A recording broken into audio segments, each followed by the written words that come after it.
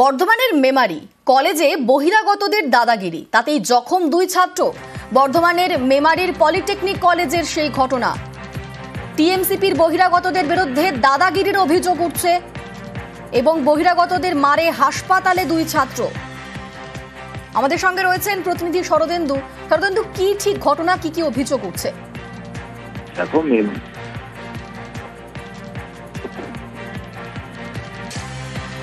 শরদেন্দু, শোনা যাচ্ছে?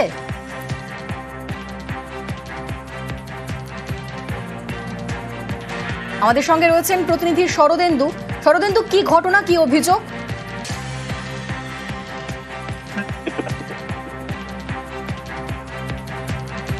যোগাযোগ করা সম্ভব হচ্ছে না এই মুহূর্তে। আপনাদের আরেকবার জানিয়ে রাখবো, এই মুহূর্তে কলেজে বহিরাগতদের দাদাগিরি, জখম দুজন ছাত্র, বহিরাগতদের মারে হাসপাতালে দুই ছাত্র।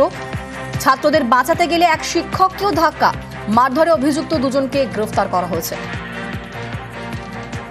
ওই গ্রুপটাতে ঢুকে বলেছি এটা কে গ্রুপটা বানিয়েছিস আর কি উদ্দেশ্যে বানিয়েছিস। এই ওটা ফার্স্ট ইয়ারদের হেল্প করার জন্য, আর ওই গ্রুপে আছে এখানে মানে পার্টির ছিল লোকেরা। তো ওই কারণে আমি জিজ্ঞাসা করি যে গ্রুপটা কিসের জন্য বানিয়েছিস আর কি উদ্দেশ্যে বানিয়েছিস। যে ফার্স্ট ইয়ারদের হেল্প করবে, ফার্স্ট ইয়ারদের হেল্প করার জন্য। তো আমরা কলেজের স্টুডেন্ট, আমাদের কাছে আসবে স্টুডেন্টরা, আর হেল্প কী জন্য লাগবে? কারণ কি অ্যালটমেন্ট লেটারে আলাদা করে নিচে ডেসক্রিপশনভাবে দেওয়া থাকে কী কী ডিটেলস লাগবে, কী কলেজে কী কী ডকুমেন্ট নিয়ে আসতে হবে, ওরা আলাদা করে লেখা আছে।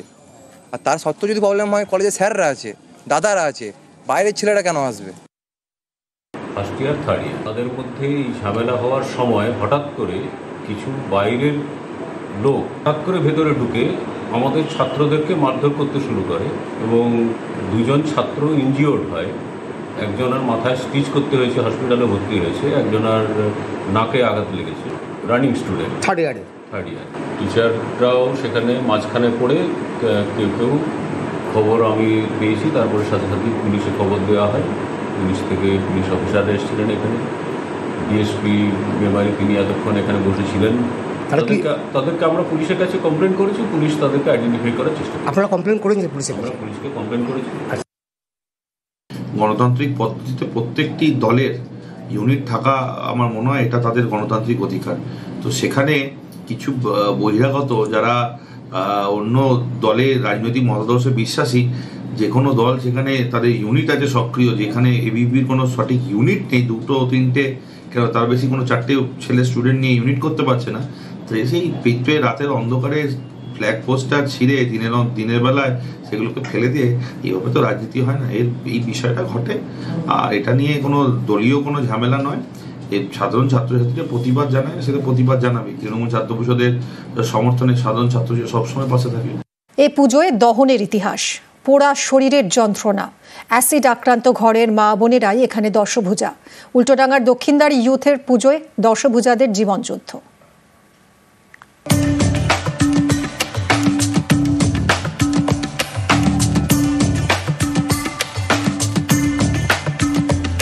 উল্টোডাঙ্গার দক্ষিণদ্বার ইউথস এবার রজত জয়ন্তী বর্ষ, 25 বছরে এবারে তাদের থিম ভাবনা দহন। আর এই দহনের মাধ্যমে ঐতিহাসিক যুগ থেকে এই যুগের মহিলাদের করুণ কাহিনী তুলে ধরা হয়েছে। শিল্পী অনির্বাণ দাস বিভিন্ন শিল্পকলার মাধ্যমে এই মণ্ডপকে একটা অনন্য মাত্রায় তুলে ধরেছেন।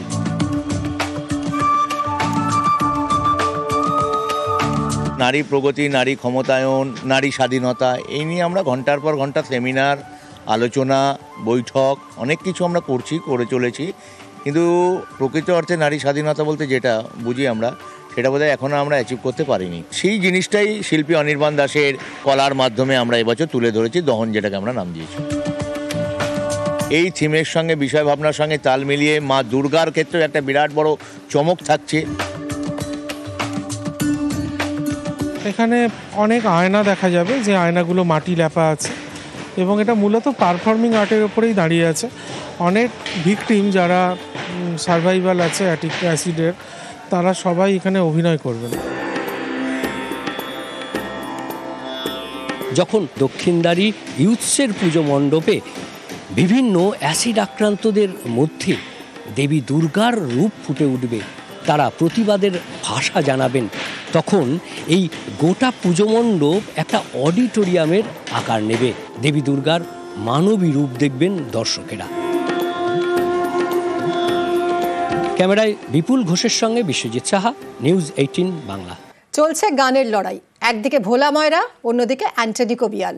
কবি গানের আসরে গম গম করছে জমিদার বাড়ি। চলছে অ্যান্টনি ফিরিঙ্গির শুটিং, উত্তম কুমারের কালোজয়ী অভিনয়। অনেকেই জানেন না পশ্চিম মেদিনীপুরের চন্দ্রকোনার জাড়া গ্রামের রায় জমিদার বাড়িতে অ্যান্টনি ফিরিঙ্গির স্মৃতি। চন্দ্রকোনার জাড়া গ্রাম, এই গ্রামের রায়বাড়িতেই হয়েছিল অ্যান্টনি ফিরিঙ্গির শুটিং। জমিদার বাড়ির অন্দরে আজও উত্তম স্মৃতি।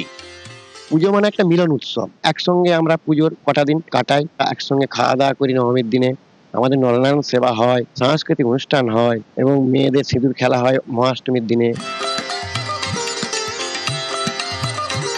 তখনও স্বাধীন হয়নি দেশ।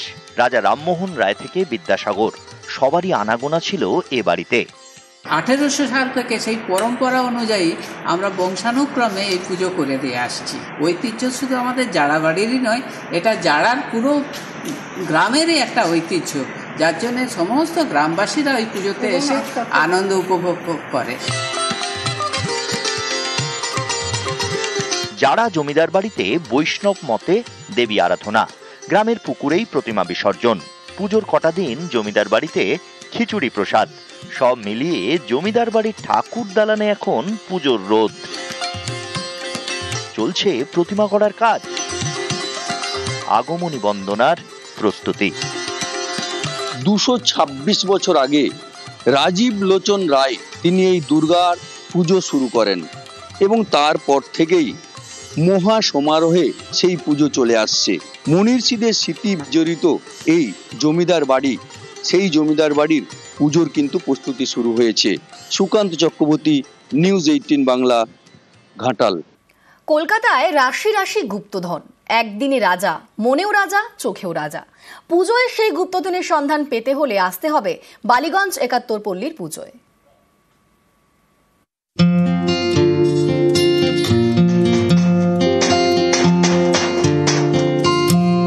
বালিগঞ্জ 71 পল্লী মহিলা পরিচালিত পুজো, এবছর তাদের 59তম বর্ষের পুজো। অন্যদিকে সোনার কেল্লার 50 বছর, কাজে এবারের তাদের থিম গুপ্তধনের সন্ধানে।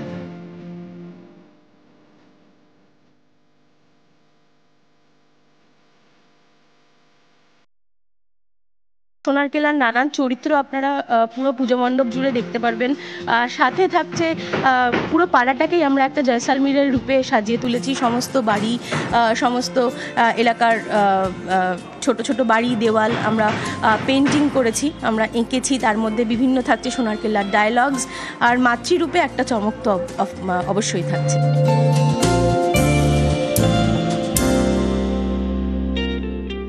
আমরা সিনেমাটাতে যেরকম দেখেছি যে মুকুল যে পেন্টিংগুলো করছে সেটাকে কেন্দ্র করেই তার ব্যাকগ্রাউন্ড এবং তার সাথে সামঞ্জস্য রেখে ঠাকুরকে সেইভাবে মিলিয়ে আমরা করার চেষ্টা করব।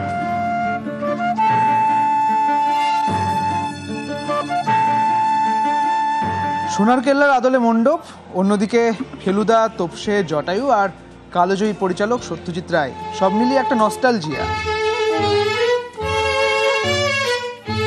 পুজোর ছুটিতে তাহলে সোনার কেল্লা যেতে চান? কলকাতাতে বসেই বালিগঞ্জে সোনার কেল্লা দর্শন সম্ভব। কাজেই দুর্গাপুজোয় আসতেই হচ্ছে বালিগঞ্জ 71 পল্লীতে। ক্যামেরায় গোপাল ওঝার সঙ্গে সুদীপ্ত সেন, নিউজ 18 বাংলা।